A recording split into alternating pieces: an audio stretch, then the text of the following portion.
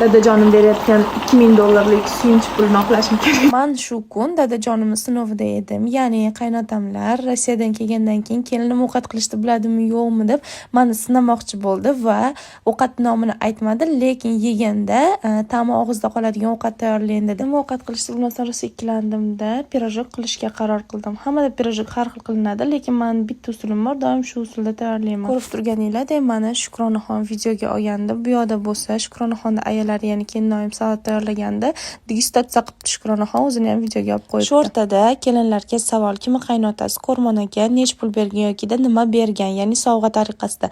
Meni qaynotam $2000 pul berdi. O'zi aslida qaynota tomonidan kelinga Ko'rmona nima sababdan beriladi va bu bizda udumimizmi yoki bu majburiymi, nima bu bilmayman, tushunmadim, chunki birinchi marta erga tegishimda. Yana bitta savol bermoqchiman. Bu ovqat sizlarda nima deb nomlanadi? Pirojok deyiladimi yoki boshqa narsa deyiladimi?